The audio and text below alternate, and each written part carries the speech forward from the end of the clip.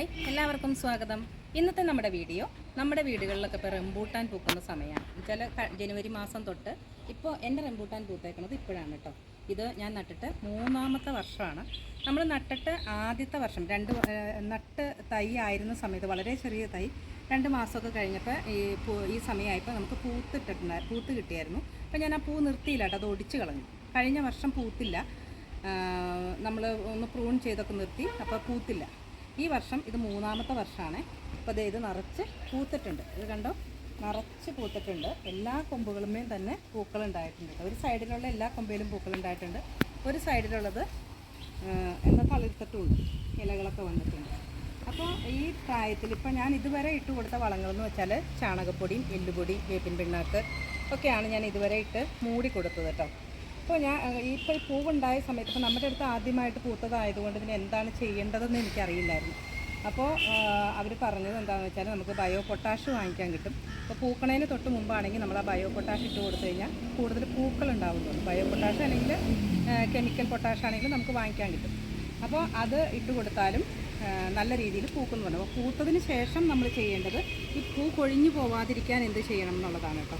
അപ്പോൾ പൂ കൊഴിഞ്ഞു പോവാതിരിക്കാനായിട്ട് അവർ പറഞ്ഞത് ഇത് മൈക്രോ ന്യൂട്രിയൻ്റ് ആണ്.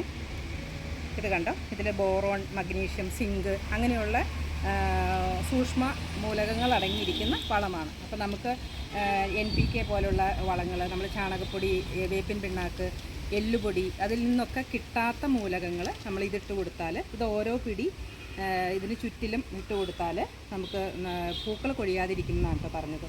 അപ്പോൾ അതിന് വേണ്ടിയിട്ട് ഞാൻ 1 കിലോ വാങ്ങിച്ചിട്ടുണ്ട്. ഇപ്പോൾ 1 കിലോ വാങ്ങിച്ച എന്തിനാണെന്ന് വെച്ചാൽ എനിക്ക് ഇത് ചുവന്ന റംബൂട്ടാനാണ്, ഈ നിൽക്കുന്നത് മഞ്ഞ റംബൂട്ടാനാണ്. അതിനും നമുക്ക് പൂക്കൾ വരുന്നുണ്ട് കേട്ടോ. അതേപോലെ തന്നെ നമുക്ക് സപ്പോർട്ടയും നല്ല രീതിയിൽ പൂത്ത് വരുന്നുണ്ട്. അപ്പോൾ പൂക്കൾ കൊഴിയാതിരിക്കാനായിട്ട് അവർ പറഞ്ഞത് ഇട്ട് കൊടുക്കാനായിട്ടാണ്, ഇത് ഇട്ട് കൊടുക്കാനായിട്ടാണ്. ഒരു പിടി ഇട്ട് കൊടുത്തിട്ട് നന്നായിട്ട് മണ്ണൊന്ന് കൊത്തി ഇളക്കി നനച്ചിട്ട് കൊടുക്കാനാണ് പറഞ്ഞത്. അപ്പോൾ ഇപ്പോൾ നമുക്ക് എല്ലാ ദിവസവും വൈകുന്നേരം മഴയുള്ളത് കൊണ്ട് നമുക്ക് നനയ്ക്കേണ്ട ആവശ്യമില്ലല്ലോ.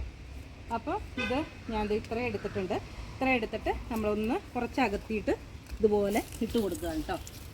വളരെ നമുക്ക് മൈക്രോ ന്യൂട്രിയൻ്റ് ആയതുകൊണ്ട് തന്നെ നമ്മൾ ഒത്തിരി അളവിൽ ഇട്ട് കൊടുക്കേണ്ട ആവശ്യമില്ല. ഇതേപോലെ നമുക്ക് ഇട്ട് കൊടുക്കാം. അപ്പോൾ ഞാൻ മണ്ണൊക്കെ കൊത്തി ഇളക്കി കഴിഞ്ഞ ആഴ്ചയിൽ നമ്മൾ വളം ഇട്ട് കൊടുത്തതാണ്, നമ്മൾ ചാണകപ്പൊടിയും ഒക്കെ ഇട്ട് കൊടുത്തതാണ് കേട്ടോ. അപ്പോൾ നമുക്ക് ഇതേപോലെ നമ്മുടെ സപ്പോർട്ടയ്ക്കും ഇട്ട് കൊടുക്കാം. ഇത് കണ്ടോ, നമ്മുടെ സപ്പോർട്ടയും നല്ല രീതിയിൽ പൂത്തിട്ടുണ്ട് കേട്ടോ. അതേ നിറച്ച് പൂത്തിട്ടുണ്ട്, എല്ലാ കൊമ്പിലും തന്നെ പൂത്തിട്ടുണ്ട് കേട്ടോ.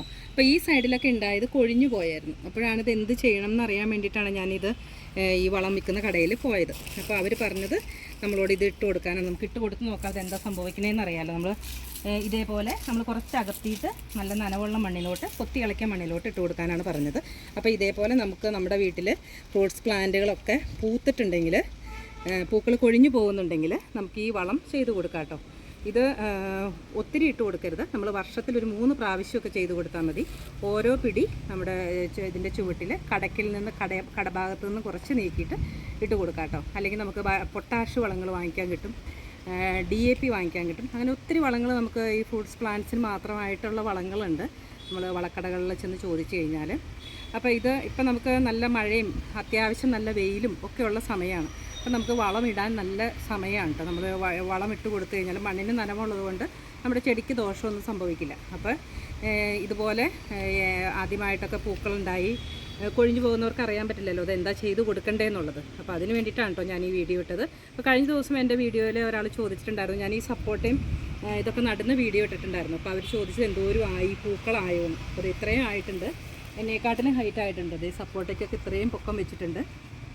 ഇപ്പോൾ കറക്റ്റ് 3ാമത്തെ വർഷമാണ്. അപ്പോൾ എല്ലാം തന്നെ പൂവിട്ടിട്ടുണ്ട്.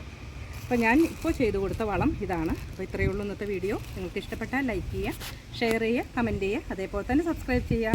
താങ്ക്